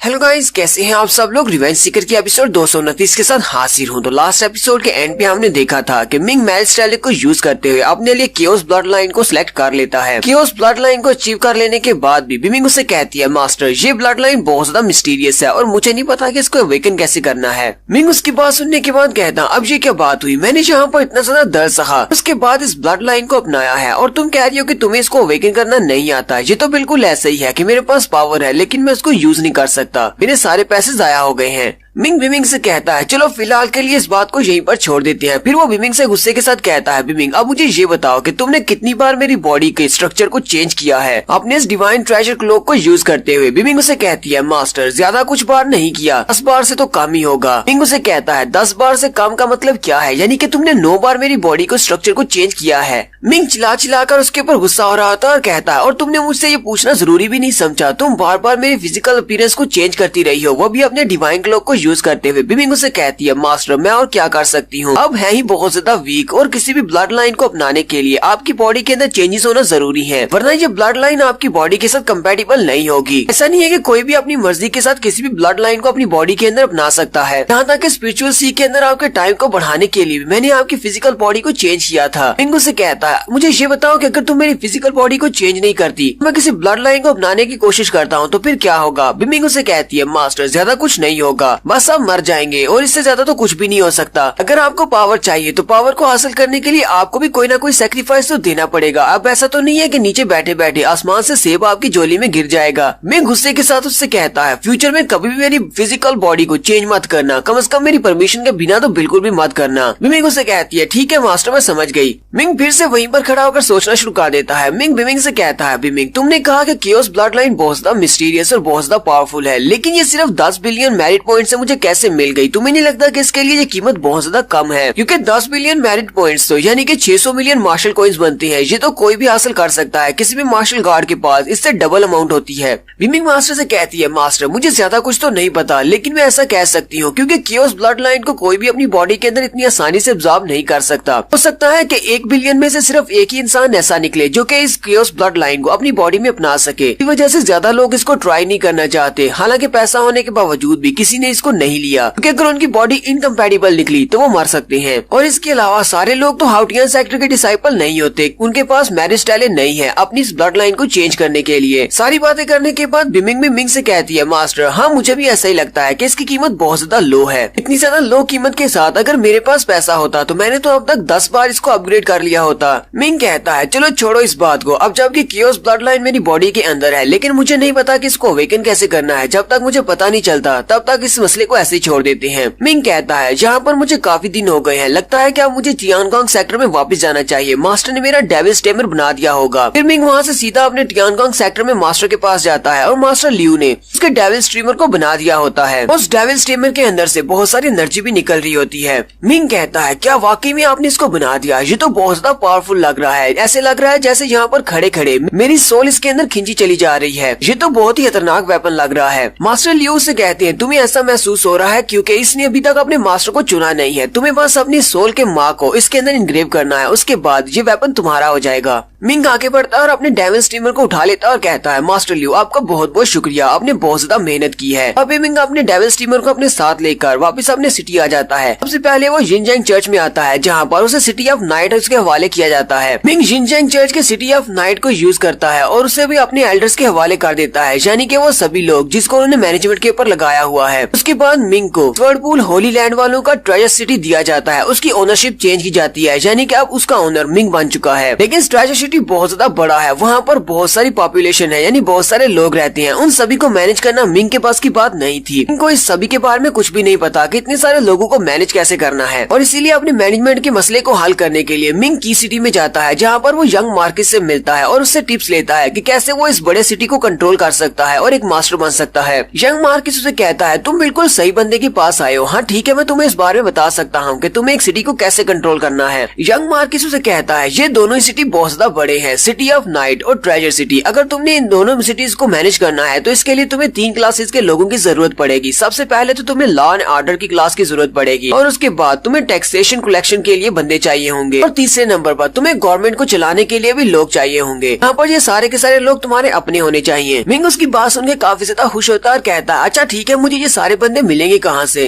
यंग मार्किस उसे कहता है, तुम्हें परेशान होने की जरूरत नहीं है। तुम्हें पता है कि मेरे अंडर बहुत सारे लोग काम करते हैं, मैं उनमें से 3 क्लासेस को तुम्हारे साथ भेज दूंगा। तुम उन सभी को रेंट पर अपने लिए रख सकते हो, फिर तुम उन्हें मंथली वेजेस दे सकते हो। मैं चाहता हूँ कि तुम उन्हें डेली सैलरी दिया करो और साथ ही उन्हें उनके अच्छा काम करने पर उन्हें कमीशन भी दिया करो। इसी वजह से वो लोग अच्छा काम करेंगे और तुम्हारे शहर को बहुत ही अच्छे से संभालेंगे। और अब मुझे बताओ कि तुम्हें मेरी ये डील कैसी लगी? मिंग जल्दी से उसे हाथ मिलाता और कहता है, मुझे तुम्हारी डील मंजूर है। ठीक है, अपने लोगों को वहाँ पर भेज दो और मेरे सिटी को गवर्न करने में मेरी हेल्प करो। और उसके बाद कहानी सुनाने वाला कहता है, मिंग ने जब यंग मार्किस से बहुत सारे लोग ले लिए जो कि उसके सिटी को चलाने के लिए काफी थे, वो उन सभी को लेकर अपने ट्रेजर सिटी की तरफ चल पड़ा। और सिर्फ एक ही महीने में यंग मार्किस ने वहाँ पर जितने भी काबिल लोगों को भेजा था, उन सभी ने पिछले सिटी ओनर के वहाँ से जाने की वजह से जितने भी मसले मसाइल बने थे और जो कुछ भी रह गया था, वो सारे के सारे मसले कंप्लीट किए, सारे सिस्टम को दोबारा से सही कर दिया। ट्रेजर सिटी में सब कुछ ठीक करने के बाद मिंग जान को लेकर वहाँ पर गया, और वहाँ पर जाने के बाद उन्होंने वहाँ पर भी बैंक्स ओपन किए। यहाँ तक कि मिंग ने वहाँ पर जो सिटी लॉर्ड का बड़ा सा घर था, उन्होंने उस घर को भी बैंक में चेंज कर दिया। सिटी लॉर्ड की पुरानी रेपुटेशन की वजह से ये बैंक बहुत ज्यादा चल रहा था। सभी लोग वहाँ पर सिटी लॉर्ड को जानते थे, और बहुत ही जल्दी मिंग का ये नया बैंक जो कि उसने सिटी लॉर्ड के हाउस के अंदर बनाया है, वो बहुत ही जल्दी एक्सपैंड हो गया और चलना शुरू हो गया। और उसके बाद मिंग ने जहाँ पर सारे मसलों को निपटाने के बाद कहा कि ठीक है, अब सब कुछ ठीक हो चुका है, अब मुझे जाकर उस डेविल केव के पास मसले को भी हल करना चाहिए, यानी कि उन डेविल्स को भी सप्रेस करना है, क्योंकि ये मसला इस ट्रेजर सिटी का सबसे बड़ा मसला है। को हल किए बिना यहाँ पर रूल नहीं किया जा सकता। मिंग उस केव के पास जाता है जहाँ से नीचे से डेविल एनर्जी निकल रही होती है। उसके नीचे एक डेविल की केव है जहाँ पर एक डीमन गार्ड भी रहता है। मिंग अपने मास्टर जी को भी वहीं पर बुला लेता है, क्योंकि ये दोनों मिलकर ही इन सारे डेविल्स को सप्रेस करने वाले हैं। मास्टर ने पहली बार यहाँ पर सिर्फ अपने डॉपलगैंगर को भेजा था, लेकिन इस बार वो रियल में यहाँ पर आए हैं। यहाँ पर आने के बाद मास्टर से कहते हैं, हालांकि कि मैंने यहाँ पर एक बहुत ही बड़ी फॉर्मेशन को सेटअप कर दिया है, जिसकी वजह से हम लोग इन डेविल्स को यहीं पर सुप्रेस करके रख सकते हैं। लेकिन नीचे जितने भी डेविल्स हैं वो बहुत ज्यादा पावरफुल है और मुझे लगता है कि हमें हर 6 महीने के बाद इस सील को चेंज करना पड़ेगा और इस सील को चेंज करने के ऊपर बहुत ज्यादा रिसोर्सेज खर्च होंगे, लेकिन हमें इससे इतना ज्यादा फायदा नहीं होने वाला। हमें कोई ऐसा सोल्यूशन चाहिए कि हम हमेशा के लिए इन सारे डेविल्स से छुटकारा पा लें। मिंग अपने मास्टर से कहता है, मास्टर क्या आप ये बता सकते हैं कि ये जो केव है ये कहाँ तक जाती है? आपने कहा था कि आपने अपने एक क्लोन को इस केव के अंदर जायजा लेने के लिए भेजा है। मास्टर मिंग से कहते हैं, हाँ मैंने अपने क्लोन को अंदर भेजा हुआ है, वो अभी भी अंदर ही है, चलता हुआ एक बड़ी जगह की तरफ जा रहा है। वहाँ पर अंदर का एरिया बहुत ज्यादा खुला है, जैसे कि अंदर एक और दूसरी दुनिया है, तो वहाँ पर बहुत ही पावरफुल डीमंस भी हैं। लेकिन जैसे जैसे मेरा क्लोन अंदर गहराई में जा रहा है वैसे ही वहाँ पर बहुत ही पावरफुल डीमंस है, यानी कि मुझे एक महसूस हो रहा है कि वहाँ पर एक पावरफुल डीमन गार्ड है,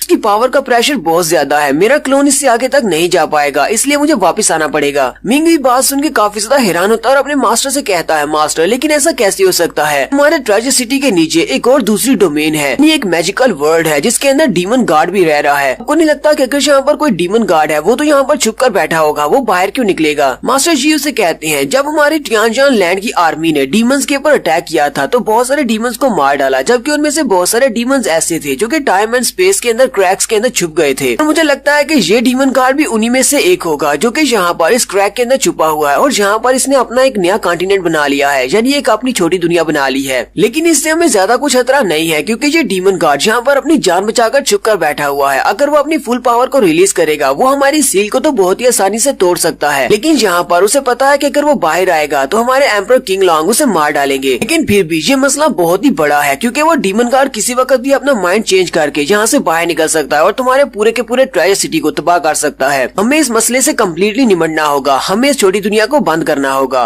मिंग अपने मास्टर से कहता है, मास्टर मुझे लगता है कि मुझे इस डेविल केव के अंदर आहुति जाना पड़ेगा, जबकि मेरे पास डेविल स्ट्रीमर है तो मुझे लगता है कि मैं इसकी मदद से बहुत सारे डेविल्स को पकड़कर उनको कंट्रोल कर सकता हूँ। मास्टर जी मिंग से कहते हैं, मैंने तुम्हें बताया ना कि ये जगह बहुत ज्यादा खतरनाक है, यहाँ तक कि मैं अपने क्लोन को भी आगे तक नहीं भेज पाया, मैंने भी उसे वापस बुला लिया क्योंकि वहाँ पर नीचे डीमन गार्ड है। मिंग अपने मास्टर से कहता है, मास्टर आपको परेशान होने की जरूरत नहीं है, अब मैं इतना बेवकूफ नहीं हूँ कि मैं एक इंसान बनकर डेविल्स की केव के अंदर चला जाऊँ। मैं यहाँ पर बिमिंग की पावर्स को यूज करते हुए अपनी बॉडी अपीयरेंस को चेंज करूंगा और एक मॉन्स्टर बनकर वहाँ पर जाऊंगा। बिमिंग से कहता है, बिमिंग चलो अपना जादू दिखाओ और मुझे एक मॉन्स्टर बना दो। बिमिंग कहती है, ठीक है मास्टर, मैं आपकी अपीयरेंस को एक डीमन में चेंज करने वाली हूँ, और वो अपने डिवाइन क्लो की पावर्स को यूज करते हुए मिंग की अपीयरेंस को चेंज कर देती है और मिंग एक बड़ा सा डीमन मॉन्स्टर बन जाता है। मास्टर जी भी बिमिंग की पावर्स देखकर काफी हैरान होते हैं और कहते हैं, तुम्हारी जो स्पिरिट तो बहुत ही काम की है, तुम्हारे पास जो डिवाइन क्लोक है वो तुम्हारी बॉडी अपीयरेंस को चेंज कर सकता है, जहाँ तक कि तुम्हारी बॉडी के अंदर से इंसान होने का कोई भी ट्रेस नहीं मिल रहा। मैं भी तुम्हें पहचान नहीं पा रहा कि तुम एक इंसान हो या फिर डीमन हो, इसलिए मुझे लगता है कि अब अगर तुम गहराई में चले भी जाओ और तुम्हारा सामना डीमन गार्ड से हो भी जाता है तो वो तुम्हें पहचान नहीं पाएगा। और यहीं पर हम लोग अपनी एपिसोड 229 का एंड करेंगे। एपिसोड की एक्सप्लेनेशन अच्छी लगी हो तो कमेंट करके जरूर बताइएगा। चैनल को सब्सक्राइब कर दे, वीडियो को लाइक और शेयर कर दे। शुक्रिया।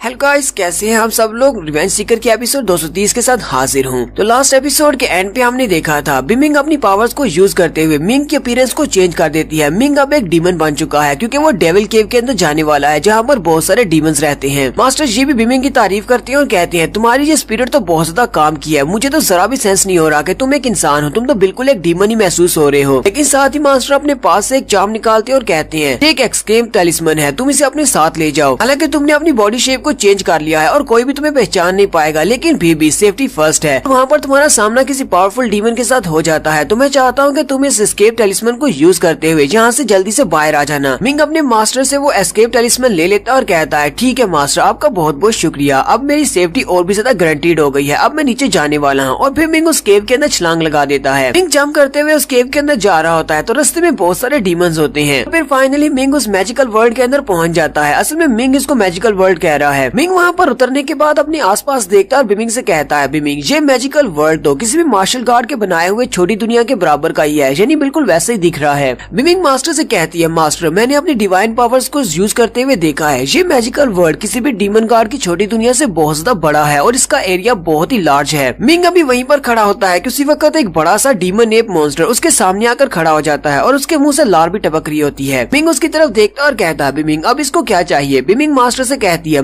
मास्टर, ये डीमन एप काफी अरसे से भूखा है और ये आपको देखकर लार टपका रहा है। इसका मतलब ये आपको खाना चाहता है, लेकिन इसकी पावर एक मार्शल आर्ट्स के मास्टर के 3rd लेवल के बराबर की है। आप इसे हैंडल कर सकते हैं। मिंग उसे कहता है, अच्छा तो ये डीमन एप मुझे खाना चाहता है, चलो फिर ठीक है, इसे एक ऐसी दुनिया के अंदर भेज देते हैं जहाँ पर इसे कभी भी खाना खाने की जरूरत न पड़े। मिंग जल्दी से अपने डेविल स्ट्रीमर को बाहर निकालता है और उसकी पावर्स को यूज करते हुए उस बड़े से डीमन एप को उस डेविल स्ट्रीमर के अंदर खींच लेता है। वो डीमन एप जैसे ही उसके डेविल स्ट्रीमर के अंदर खींच जाता है, उसके अंदर जाने के बाद वो उसकी पावर सप्रेस होती है और वो एनर्जी की शेप में चेंज हो जाता है। मिंग इस बात से बहुत ज्यादा खुश होता है और कहता है, जैसा कि मैंने सोचा था, मास्टर लियू ने बहुत ही अच्छी कारीगरी की है। ये डेविल स्ट्रीमर तो किसी भी डेविल को बहुत ही जल्दी प्रेस करने के लिए बहुत ही यूजफुल है। इसने तो सिर्फ एक ही सेकंड में इतने बड़े डीमन एप को सप्रेस कर दिया। मिंग कहता है, लेकिन मुझे अपने इस डेविल स्ट्रीमर की डेविल पनिशिंग फॉर्मेशन को एक्टिवेट करने के लिए पूरे 108 डीमंस की जरूरत है, यानी कि अब मुझे 160 डीमंस और पकड़ने होंगे और उन सभी की पावर्स को सप्रेस करने के बाद मैं अपनी फॉर्मेशंस की मास्टरी को यूज करते हुए अपने लिए एक डीमन बना सकता हूँ जो कि मेरा गुलाम होगा। मिंग कहता है, मुझे लगता है कि यहाँ पर डीमंस की कमी नहीं है, चलो आगे बढ़ते हैं और ज्यादा डीमंस को पकड़ते हैं। मिंग उड़ता हुआ एक लावा के पॉन्ड के ऊपर जाता है। उस लावा के पॉन्ड के अंदर काफी सारी पिराना मछलियाँ होती है। बिमिंग मास्टर से कहती है, मास्टर बहुत ज्यादा होशियार रहना होगा, आप इस पानी के करीब मत जाना क्योंकि ये डीमन मछलियाँ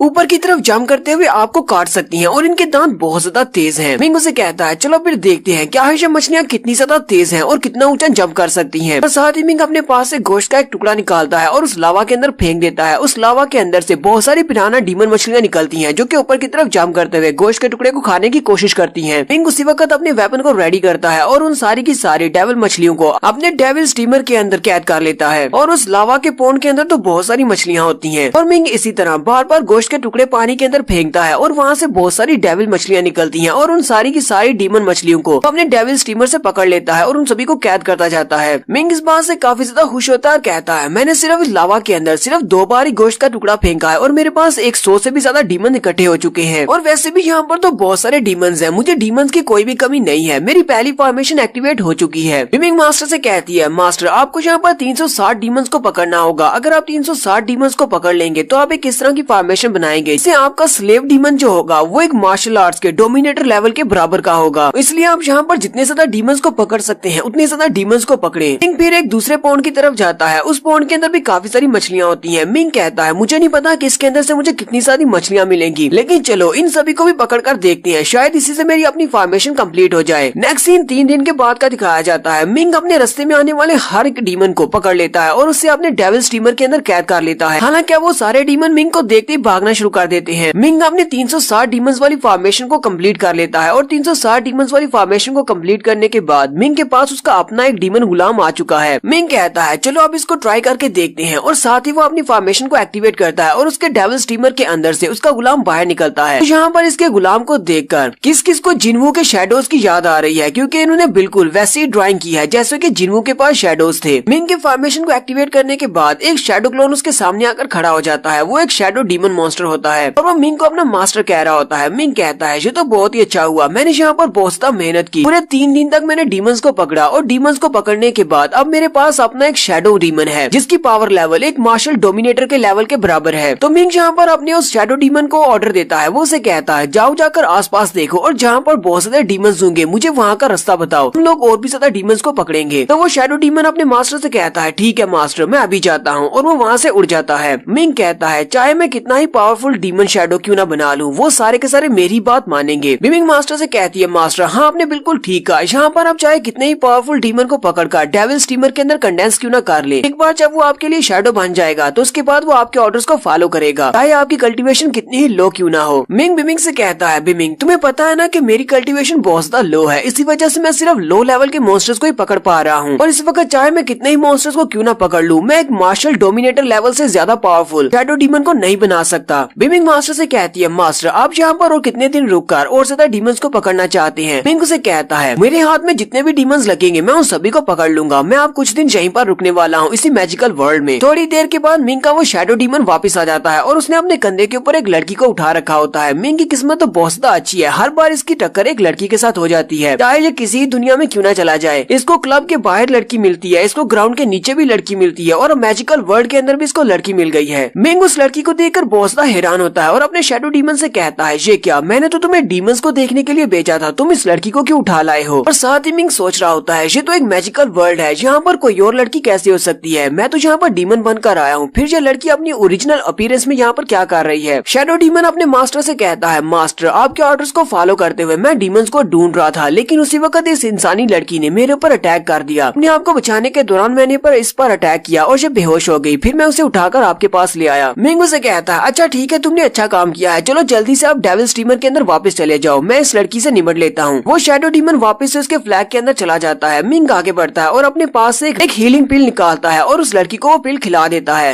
मिंग कहता है, मुझे नहीं लगता कि ये लड़की ज्यादा जख्मी है, इस पिल को खाने से ये जाग जाएगी, चलो जल्दी से ये पिल खिला देते हैं। वो लड़की जैसे उस पिल को खाती है और अपनी आंखें खोलती है, तो अपनी आंखें खोलने के साथ सामने देखती है तो उसके सामने एक मॉन्स्टर होता है। क्योंकि मिंग ने अपनी अपीयरेंस को चेंज किया हुआ है, वो मिंग के चेहरे पर थप्पड़ मारना शुरू कर देती है और उसे डीमन डीमन कहकर चिल्ला रही होती है। मिंग उसे कहता है, ये तुम क्या बकवास कर रही हो, सिर्फ मेरी तरफ गौर से देखो, मैं एक डीमन नहीं हूँ, मैं एक इंसान हूँ। लेकिन वो लड़की उसकी बात नहीं सुनती और वो चिल्ला चिल्ला कर कह रही होती है, कोई तो मेरी मदद करो, ये डीमन मुझे खा जाएगा। मिंग मास्टर से कहती है, मास्टर आप अभी तक एक डीमन की फॉर्म में है, इसी वजह से ये आपको पहचान नहीं पा रही। मिंग उसे कहता है, तो फिर जल्दी करो, मेरी इंसानी फॉर्म को वापस ले आओ, वरना ये तो थप्पड़ मार मार के मेरा चेहरा सुझा देगी। मिंग अपनी पावर्स को नॉलिफाई करते हुए उसको दोबारा से मिंग बना देती है। मिंग उस लड़की से कहता है, ओए अब जरा जल्दी से देखो, मैं एक इंसान हूँ, मैं कोई डीमन नहीं हूँ। मिंग की बात सुनने के बाद वो लड़की आहिस्ता से अपनी आंखें खोलती है और मिंग की तरफ देखती है। वो उसे कहती है, तुमने तो मुझे बहुत ज्यादा डरा दिया। फिर साथ ही वो शर्माते हुए उठकर खड़ी हो जाती है और उसे कहती है, वो काला सा डीमन कहाँ पर चला गया, जब मैं नहा रही थी तभी उसने मेरे ऊपर अटैक किया और मुझे उठाकर यहाँ पर ले आया, वो कहाँ पर है, क्या वो भाग गया। मिंग उसे कहता, हाँ मैंने उसको यहाँ से डरा कर भगा दिया है। वो उससे पूछता है, तुम कौन हो, तुम्हारा नाम क्या है और उस काले डीमन ने तुम्हें पकड़ा कैसे। वो लड़की उसे कहती है, चलो शुक्र है तुमने उसे डरा कर भगा दिया, लगता है कि तुम काफी स्ट्रॉन्ग हो। साथ ही उसे कहती है, तुम्हारा बहुत बहुत शुक्रिया, तुमने मेरी जान बचा ली, मेरा नाम जाओ जियान है। जाओ जियान उसे कहती है, मैं नहाने के लिए पौंड की तरफ जा रही थी और जैसे मैं पौंड में जाने लगी उसी वक्त वहाँ पर वो काला डीमन आया और उसने मेरे ऊपर अटैक किया। मैंने भी उसके ऊपर अटैक किया, लेकिन उसके अटैक की वजह से मैं बेहोश हो गई और उसके बाद मैं यहाँ पर आ गई। मिंग उसे कहता है, लेकिन तुम इस मैजिकल किंगडम में आई कैसे हो, तुम कौन सी जगह से हो। और साथ ही मिंग सोच रहा होता है, लगता है कि इस मैजिकल किंगडम के लिए एक और भी रास्ता है। मुझे तो लगा था कि सिर्फ ट्रेजर सिटी से ही यहाँ पर रास्ता आता है, इसका मतलब और भी जगह पर काफी सारे रास्ते हैं जहाँ से ये लड़की यहाँ पर आई है। जाओ जियान उसे कहती है, तुम्हारे इस बात का क्या मतलब है, तुम इसे मैजिकल किंगडम क्यों कह रहे हो, हमारे इस किंगडम का एक नाम है, इसका नाम गॉड डेविल कॉन्टिनेंट है। मुझे ये बताओ तुम कौन हो, लगता है कि तुम यहाँ पर नए हो और तुम हमारे इस जगह को मैजिकल किंगडम क्यों कह रहे हो। मिंग उसकी बात सुनने के बाद सोच रहा होता है, अब इस बात का क्या मतलब है, कहीं ऐसा तो नहीं कि ये भी एक बड़ी दुनिया है जैसे कि हमारा टियानजान है। मिंग उसे कहता है, मेरा नाम जी मिंग है और मैं यहाँ का नहीं हूँ, मैं दूसरे कंट्री से यहाँ पर आया हूँ इस मैजिकल किंगडम में। जाओ जियान उसकी बात सुनने के बाद कहती है, तो इसका मतलब तुम यहाँ से नहीं हो, तुम दूसरे टाउन से यहाँ पर आए हो, लगता है कि तुम्हें यहाँ से निकाल दिया होगा तुम्हारे टाउन से, कि पिछले 10,000 साल से यहाँ पर डीमंस का राज चल रहा है और डीमंस हमेशा ही हमारे पर अटैक करते हैं। हमारे जैसे इमोर्टल इंसानों के लिए यहाँ पर रहना बहुत ज्यादा मुश्किल होता जा रहा है, इसी वजह से हम लोग छुपते फिरते हैं इन सारे डीमन से। मिंग उसे कहती है, अब इस बात का क्या मतलब है, तुम मुझे किसी इमोर्टल टाउन का मेंबर क्यों कह रही हो। जाओ जियान उसे कहती है, हाँ तुम्हारी शक्ल को देखकर लगता भी नहीं है कि तुम इमोर्टल पाथ से यहाँ पर आए हो, क्योंकि तुम ना तो गंजे हो और ना ही तुम्हारे पास कोई बुद्धा की पावर्स दिखाई दे रही हैं। मिंग उसे कहता है, लगता है कि तुम मुझे कुछ ज्यादा ही गलत समझ रही हो, मुझे तुम्हारी इस दुनिया के बारे में बिल्कुल भी नहीं पता, मैं यहाँ पर नया आया हूँ, क्या तुम मुझे सारी बात डिटेल में समझाओगी कि यहाँ पर क्या चल रहा है और ये मैजिकल किंगडम है क्या, क्योंकि मैं एक बहुत ही छोटी सी दुनिया से यहाँ पर आया हूँ, हमारी छोटी दुनिया का नाम टियानजान है और हमारे वहाँ पर लोगों को इस बारे में नहीं पता तुम्हारी इस बड़ी दुनिया के बारे में, क्या तुम मुझे डिटेल बता सकती हो। तो जाओ जियान उसे नेक्स्ट एपिसोड में डिटेल्स बताएगी और यहीं पर हम लोग अपनी एपिसोड 230 का एंड करेंगे।